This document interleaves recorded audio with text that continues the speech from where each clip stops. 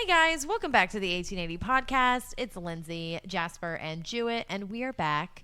A week later. No, we're not. We're recording on the same night. To you guys, it's a week later. Welcome back. It is coming at you fresh on a Wednesday morning.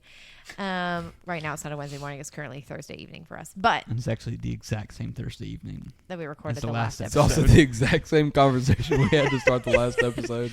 This is feeling a bit redundant. What was I saying? Anyway, we're really excited to have you again. We're going to be going in and unpacking Jude verses 10, probably 11 also, possibly. Maybe there's more. Maybe. We'll see. We shall see. But let's go ahead and get into it. First, to begin, Jasper, you have a question for us. Jude actually comes Jude with a question comes tonight. with a question tonight.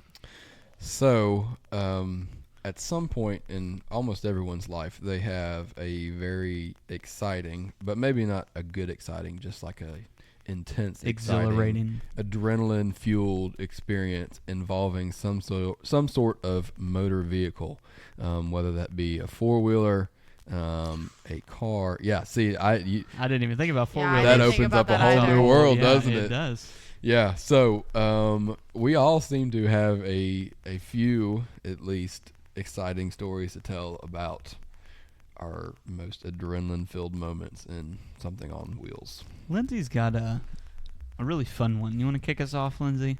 Which one? The one Gas about, pump. Okay, yeah, I will. But I also just Or remembered. we can do the other one. I used to work on No, a gas mountain, and we used to drive. What are those things called? The Polaris. Razor. side by Rangers. side, yeah. Okay, we used to drive them, and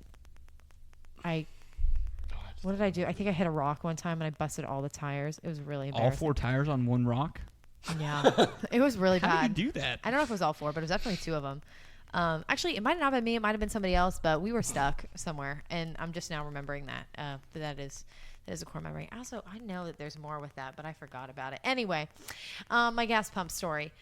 So I just got my license. So I just got my license in high school, and I got it a little bit late. I got it when I was 17, and I got my license, and within like a week of getting my license, I'm coming back really late from, if you listened to the last episode, you knew I was a theater geek in high school. Still am. And we were coming back from a show we had performed, and I was driving my best friend, who at the time, she was one of my really close friends, and she lived like basically in the same neighborhood as me, and so we carpooled a lot. And I was driving back with her, but we were meeting up with some friends to go get frozen yogurt, and I needed gas, so I pulled in the gas station, and I ran into the gas pump, and I was so mortified. But I wasn't even mortified like, oh my gosh, I've just run into a gas pump. I was like, oh my goodness, my dad's going to kill me when he finds out that I literally hit a gas pump with his car. I was embarrassed. Yeah. But I was like, okay, well, let me just figure out what to do. I like froze. So my friend, she gets out of the passenger seat. She's like, Lindsay, it's okay. Like, just breathe. Let me do it. So she like drives the car for the remainder of the evening. What does the damage look like? Not bad. Just like, Okay. what is it called? Just gas is spewing everywhere. No, that's why I was asking. Cosmetic. Oh my gosh. Damage. Cosmetic damage. It's Cosmopolitan damage. cosmetic damage. But like for me, I was like, oh my goodness, my dad's gonna be so upset because like this is his car. He just got it like cleaned. And What about the gas pump though? Are we no, we're dented chilling. there? Okay. No, we're chilling. Okay. We're fine. Good. Just took some paint off. Don't want to take off BP. No. That's a bad move. Yeah. Not the Brits. No, but I got gas. But behind me was actually my dad's best friend. It was my best friend's, her dad. Our dads are really close, but he was he was in a car at the gas station behind me, and he saw it happen. And I distinctly remember like just praying like, oh, I really hope he does not tell my dad. So we go to the frozen yogurt place, and like it's like me, my like 3 or 4 of my friends that are girls, and like a couple of the guys from the theater department were like all hanging out at this frozen yogurt place at like 9 p.m. on a casual Thursday Are in we West Palm. still on the gas pump story? Listen. I kind of zoned out for a second, and I feel like Stop. we're I'm in a following. different Yeah, line. Jude's got Sorry. it. So anyway, I call all of them, and I'm like we're eating, and I'm like, guys, I need your help. Everybody gets their like gift cards out because nobody's got credit cards, right? So we get all of our gift cards out, and we start scraping the paint off of the front of my bumper, and it's like, let's just lessen the damage. Well, I wait days to tell my dad. And he's probably going to find out about this actually on the Oh, podcast. no way. You didn't know the story? Reveal. I don't think he knew. I know my mom Do you does. still have the car? Yeah, it's No way. It's my car I drive right now. Yeah. Well, the whole came back yeah, around. it did. But I we scraped paint off the whole front. Like I literally one of my really close guy friends is sitting down there like scraping the paint off, and he's like, Lindsay, I cannot believe you've done this. And anyway, I'm just staying there. Anyway, a week or two, probably 2 weeks passes, and I'm out in the front, and I'm about to get into the car. And I'm like, and I'm like, oh, Dad, by the way, I just want to let you know, I did just get this little smidge. I just heard the car a little bit, and that's after what I scrubbed the crap out of that car. I don't know what I hit. Yeah, I was it's just showed up. It was horrible. I should have been honest. Point of the stories, I should have been Gas station honest. came out of nowhere. Yeah, that gas station just popped up. Stop. Spawned. But I should have been honest, but I wasn't. And I was like, and my dad was like, oh, that's okay. We can just buff it out. And I was like, oh, he took that a lot better. I told my mom the real story. So Dad, if you're listening, I hit a gas bump, and it was a lot worse. But The funny thing about Nick that. Racine got his gift card and started Shout out buffing Nick. it out. Shout Well, out Nick. clearly you did a good enough job. Yeah. But I'm just picturing you eating frozen yogurt is supposed to be a fun experience, but you're sitting there not enjoying No, I'm not. any single bite of that. No, none of it. That's I the was just worst. dreading. It was horrible. When you have good plans and then something like that happens and you just can't enjoy the moment at I all. couldn't drive alone for probably the next 2 years, and that included into college. I had to have people drive with me because I was so afraid, or I had to have people on the phone. I got really scared to drive alone, so it was really hard. And even now, it's hard for Now me to she's drive. a chauffeur everywhere. Yeah, This is a great lead into the next story that we all know about. What do we call that guy? I think we call Jacob, him Jacob. James, Jacob, but it something was like that. definitely Jacob, not something Jacob. like that. Jacob and Whitney. I remember that. Jacob and Whitney. Um, I forgot about Whitney. I forgot I know, Whitney I was did in this too. story. I forgot. So there's some youth lore deep cuts right yeah, here. the real ones. You remember? This is early on in the ministry. The thing is, I can't even tell you how long ago that was. I That's can. It last was summer. the week after Snowbird of 2024. So that's been like a year and a It's half, been which is nuts. Not a year and a half, Well, like a year and little 2 over a year. months. if it's over you just spilled that on you. If it's over Thanks, a Stuart. year, I saw that happen. If My it's over a tea. year, that's a year and a half in my book. So I'll just give the start of the intro and then kind of let y'all pick up where need be. But Jacob, if you're listening, Jacob, if you're listening, we still are waiting on you His to come name to North Bedford. isn't Jacob. We just named him that. I know. Well, we forgot his real name. Anyways, there was a guy. We were outside for youth last summer. We did most of our youth stuff outside. And I think we were playing Gaga Ball or We were eating pizza. I don't know. We were doing something no, outside. he was there for a minute. He was there for a while. He was. He showed up while we were playing until you're we right, got done you're eating right. pizza. And then this guy pulls up and is just sitting in his truck. And his truck stays in on. our parking lot, and his truck is staying on. And at one point, Jude kind of goes over and talks to him. He's like, "Hey, Investigates. are you okay? What's going on?" Because we got a bunch of kids outside, so we want to make sure things are safe. And he's like, "Yeah, I'm just letting my truck cool down," which I don't understand because it was on, but I'm no car mechanic, so I don't know. But Well, thing. so he was pulling a trailer, oh, okay. and I think he had the heat turned on. So a lot of times when you turn that heat on, it pulls heat from the engine, which actually ironically cools it down, and it does running it does circulate the coolant. So it tracked his Okay. His story comment checked his out. story checked out. I'm It not tracked. saying he's lying. I just don't understand the logistics of it. But yeah, so the night goes on. We are finished with our game. We start eating our pizza, and he's still there. And at this point, it's kind of a thing for us. So Jewett goes and say, "Hey, you want some pizza?" And he was like, "Yeah, I'll take a slice of pepperoni." And we give him his pizza, and he's a nice guy. We got no problems with. We walked Whitney's- the pizza out Whitney to him. showed up at this point. Yeah, I believe Whitney- because Whitney had pizza too, or she. This girl shows up out of nowhere. his girlfriend, we assume. We assume. We don't know, though, because obviously we're just delivering the pizza to them, right? Like they're staying in their car a half mile away in the parking lot. It's not Well, a half I mile, think but it feels like half she mile. showed up in her car because he ended up deciding not to drive his truck the rest of the way or something like that. Yeah.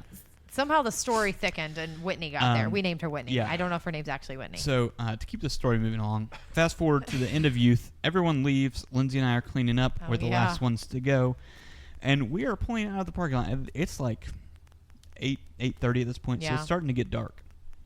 And Who's driving? Important. Me. Lindsay's driving. This is on important. the rare off chance Yeah. Lindsay is the one driving. And Yeah. we're leaving the parking lot, and we kind of wave at them because they're still there. Hold on. Were y'all married yet? No. I didn't think so. No. No. So Yeah, this was is- still her car. So yeah, so Correct. this is when I had to go and drop them off. Yeah. Back at Yeah. the other house. So we start driving, and we kind of wave at them, and they make no motion towards us. And we're like, okay, great. They don't need anything. And then we pull out of the parking lot. And Lindsay, you want to say what happened next? Yeah, we pull out of the parking lot, and then Jacob and Whitney pull out of the parking lot right behind us. And I was like, okay. And then they start like following a little too close And flashing their brights and at flashing us. their brights. And I was like, nar, I don't like this. This is not okay. So I turn off into a different turn that On Cottontown. nobody knows. Well, Some of the everybody- listeners. all of the listeners will know. But anyway, I For turn those off of in a you who are different. listening from California, you won't know what we're talking about. But we turn on somewhere else, and they turn, and then I pull into a like a not an abandoned church, but like this church, but like no. Not abandoned. just Literally nobody our was there. sister church. It's nobody was there. So it's like nobody was. there at the time. But we turn into it, and they follow us, and I'm like freaking out, and so I'm like sweating. I'm like literally like This is it. this is it. And he rolls down his window. Do I like crack the window? I like crack. Yeah, we didn't know what to do, and I'm kind of sitting useless in the passenger seat because he pulls up on the driver's side. So I'm like, well, now I can't do anything. And Jacob goes, hey, that guy that came to talk to me, talking about Jewett, give him my number because if he wants like help with his diesel or Yeah, whatever. we were talking trucks. We were connecting and so over I was trucks. like, oh my gosh, this guy just followed us to 2 miles, a good 2 miles, and it was like on our tail, flashing his lights at us. All just to get your number. to get Judith. your number about some diesel thing. And I was like, I literally started praying. I was like, thank you, Jesus. That was so much better than what it could have been. Yeah, It was so a little scary. That was it was scary. And then he was like, yeah, I'll be back on Sunday, and I'll meet Jewett. Yeah, because he did say that, Yeah. and Whitney said something about she had gone to North Bedford back when she was younger, is what she told me. So Yeah, but here we Anyway. are, a year and a couple months later. No Jacob, we're still no waiting Whitney. on you to come back. So Jacob and But Whitney. for the record, Jacob has also not done anything to my truck. That's so, true. So two-way street there. So here we are. But yes, thank you for our car stories. Yeah. We'll get a part 2 of this, and we'll get Jasper and Jewett's stories. because I on know another that there's episode. one brewing with Oh, I Jewett got a that will- few. and- Jasper probably has more than I And when do. you opened up to the ATVs, that opened Yeah. everything pre-16. Next time, we Jasper. write this down somewhere. That's Yeah. next time. So yeah, stay tuned for part 2 of the car stories. All right, let's get into Jude. Jude verse 10. Chapter 1, a.k.a. The only chapter. I will read Jude's going to read. There it is. The the finger. question. The finger. All right, verse 10. But these men revile the things which they do not understand, and the things which they know by instinct, like unreasoning animals. By these things they are destroyed. Okay, we'll open up with, again, looking back first to get our context of what's going on. And, of course, as soon as I start talking, I have to burp. Excuse me for a second. Jasper, please. Oh, I'm so sorry, listeners. Sorry, guys. I promise it's not good for us either. The pizza's still fighting. Stop. But we're gonna please. Pizza we're gonna from work 2 through- weeks ago. Pizza from 2 weeks ago.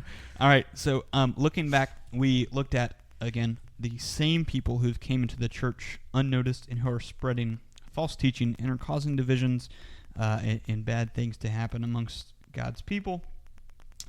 We looked at kind of how that's fleshed out in verse 8, in that they're rejecting authority, they're doing what is pleasing and gratifying to their desires and their flesh, and they're not respecting the authority of God or the authority that God has instituted in different levels.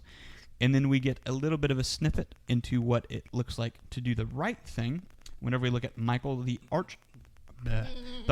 Did it again. Archangel. It's actually, that is arch, but that's just, I know it's arc, but it's spelled arch. It's arc, like Anyways, archaic English. we get a example of what to do in Michael the archangel, the archangel, in that he does not rely on his own power, although he has a lot of it, being one of the top dogs in the angelic ranks, but he calls on God's power to be able to say that Satan is wrong, calling on the victory that God already has. And that's what we are to do. We are to respond to Satan's attempts to be divisive or to deceive us in any way with the power of Jesus, not of our own power. And so now we get to verse 10, and our first word is but, and that was a whole ordeal today for me at school because I didn't know high schoolers couldn't deal with the word but here we are. I'm holding it together over here. Okay. Oh well, my I guess gosh, things never Jude. change. But but we start out with but, so we're looking in contrast of the example we have in Michael the Archangel. Contrast. There's another contrast word for our Jude Yes. followers. Another contrast. So what does it say that they do different compared to Michael the Archangel? They do things without understanding Yeah. what they're doing. They do not understand. And then they do whatever their instincts tell them to do. I like that word. My Bible translation says instincts. It's almost like whatever their natural sinful nature tells them to do, which is like, yeah, you know, like of course that would be something they're leaning into. Yeah, I have a great example, but I'm going to hold on to it because I have some other things to say before we get there. Where did it go? Okay, anyways, they don't, I have this, and again, these are the men who are coming in, I guess, or women for this matter. This could be either one, just people in general, who are coming into the church and have false teachings that they bring with them. It starts off saying they do which they don't understand. And if we're looking at in contrast to Michael the Archangel understood and respected the authority structure Right. God had set up. These people do not. They don't understand the authority structure set up. And like they say in verse 8, they make themselves the authority because Yeah. they reject it. And I want to just point out something really fast. You don't have to know everything, like know all of the answers about everything or why God does everything to still respect and submit to his authority. Like that's very important to understand. Like these people weren't just out of like it wasn't just a thing of me, Lindsay. I don't know I don't know many things. But I understand that God does, and I submit and obey to him regardless of my knowledge on absolutely everything. That's vital to understand. Yeah, and you do not revile the things that you don't understand. So that's what verse 10 says there. That's what verse 10 says there, is that I think by extension we take from this that they are doing things that they don't understand, but the text is actually reviling things which they do not understand, which I think we can take to mean like a lot of times God asks us to do things that we don't understand or see the full vision. And these people would approach that sort of command from God, I guess you could say, with saying, why would I do that? That doesn't make any sense to me. Yeah, I think part of it comes in the exact opposite of what you're saying, Lindsay, is that it's really a question of what do we do when we run into something that we don't understand. And I would say more often than not, we run into Yes. instances we don't understand. Because God is infinite, and we will never, as a mathematician, we never get to the end of infinity. Sometimes we just kind of picture it as something really large, but the truth is it never has an end, and it's kind of crazy to think about. You told me this fact about infinity, which is, and it like literally just like terrifies. It doesn't terrify me, but it does like I can't wrap my mind around it. Which is, if we can't comprehend the end of infinity, technically there's no beginning to infinity, because infinity is forever. So how can you have a beginning point that you get closer to the end of infinity? Am I making sense? I don't remember saying that, but I can see myself saying that.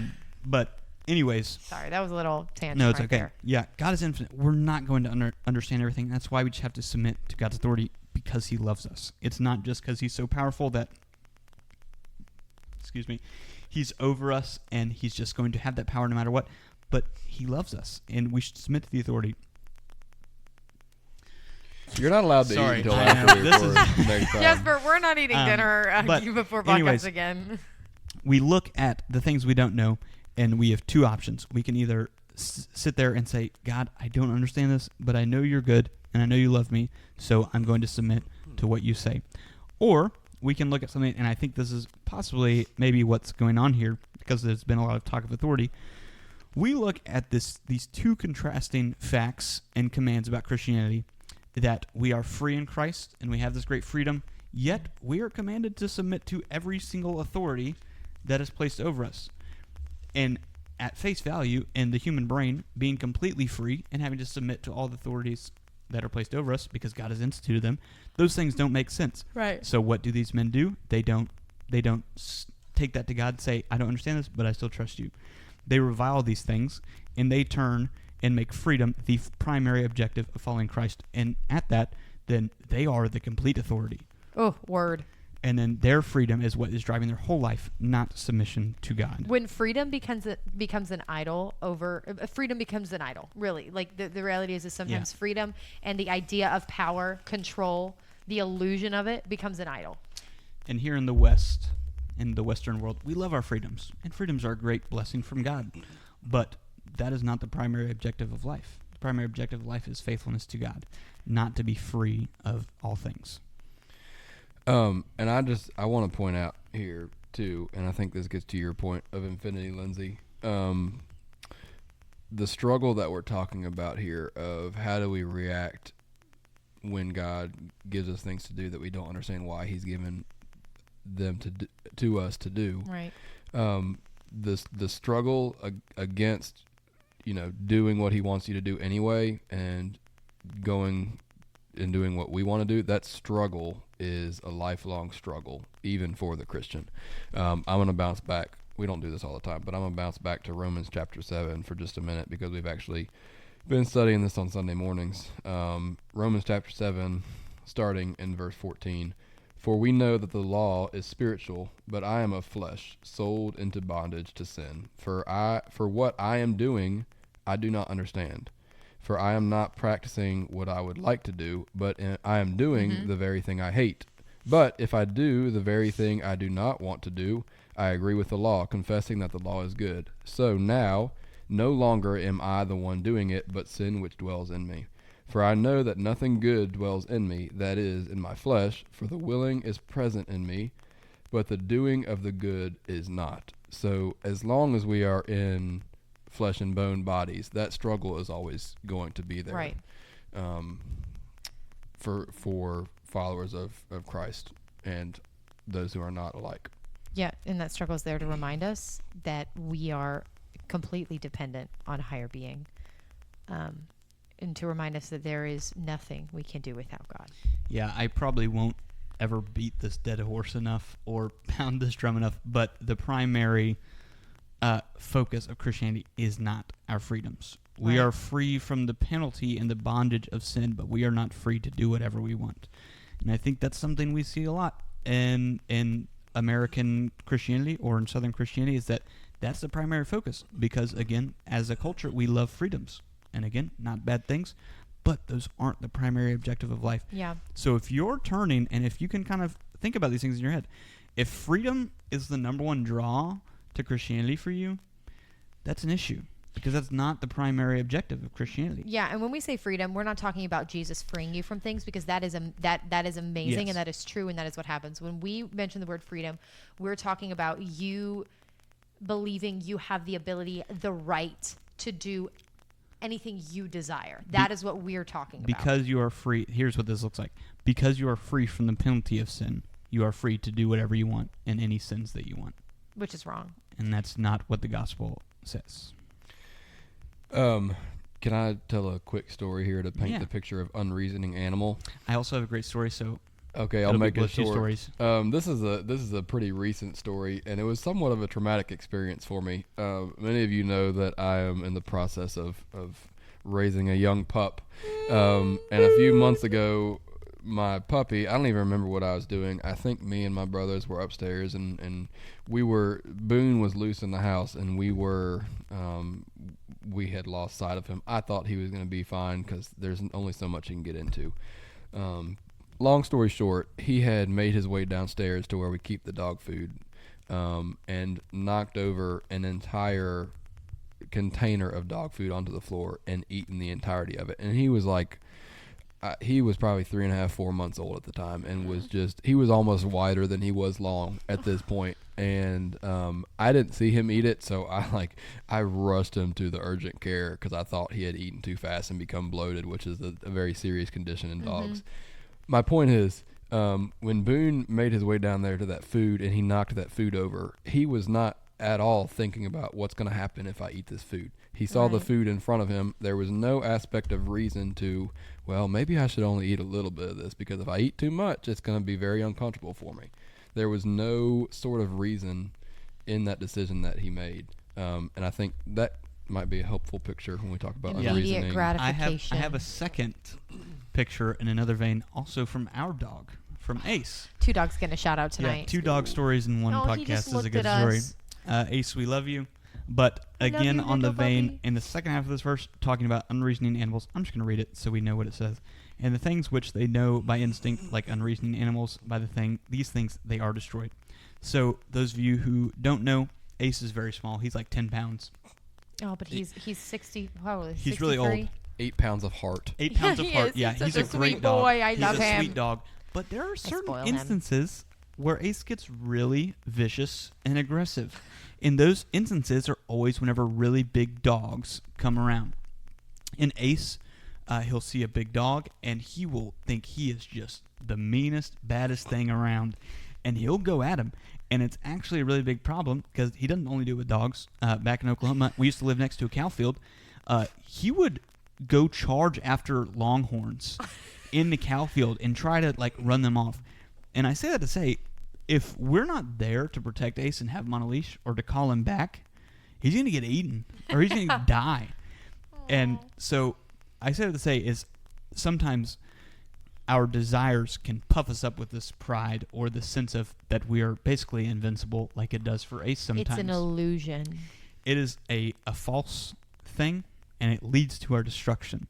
And so thinking about what this means in regards to following Jesus, we have to utterly trust his power and his salvation at all times. It can never fall on us, like we looked at with Michael the Archangel. It can never fall on our power or our authority. We always have to look to Christ and his authority. And if you're in a position where you can look back at your life recently and you see yourself kind of trusting in your own authority, and it happens sometimes. If you see that, repent and place your trust in Jesus or come back to Jesus if you are his child. But that is wrong, and that will lead to your destruction. It's not just God having a power trip. It will destroy you, and it's very dangerous, and God loves you, and he cares about your life, and he wants you to have a life. So these things aren't just to try to make you submit to an authority, but they are to save your life. Just quick thought, because I do think it's worth mentioning.